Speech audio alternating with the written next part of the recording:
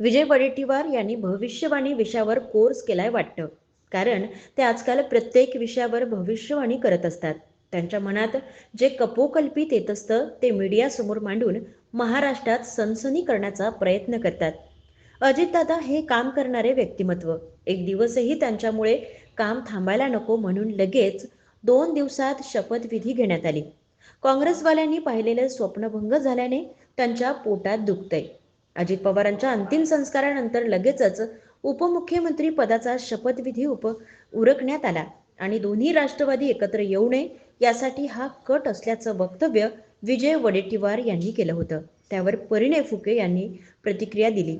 शपथविधी घेण्यात आला उपमुख्यमंत्र्यांचा, तो दोन्ही राष्ट्रवादी एकत्र येऊ नये म्हणून कट म्हणून घेण्यात आला की काय, अशी टीका विजय वडेट्टीवार यांनी केली आहे. काय सांगा? नाही, मला असं वाटतं की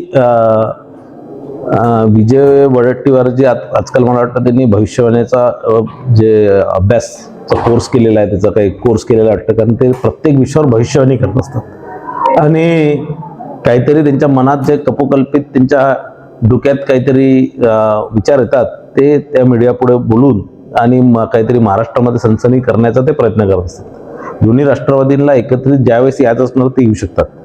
पण अजितदादाची ही ख्याती महाराष्ट्रामध्ये किंवा देशामध्ये कामाचा माणूस, काम करणारा माणूस आणि तत्परतेने महाराष्ट्राचा विकास करणारा माणूस असं त्यांची ख्याती होती. एक चांगला नेता ते होते आणि म्हणून 2 दिवसातच त्यांच्या सुमित्राताई पवार यांनी शपथ घेऊन अजितदादांचं काम कुठे एक दिवसही लेट झालं नाही पाहिजे आणि म्हणून त्यांनी ती शपथ घेतली. मला असं वाटतं की याच्यातही काँग्रेसवाल्यांचं फार पोट दुखतं आहे. तर आणि त्यांना जे काही त्यांनी स्वप्न बघितले होते ते स्वप्न त्यांचे भंग झाले आहे आणि म्हणून विजयभाऊ वडेट्टीवार या प्रकारचं स्टेटमेंट करतात.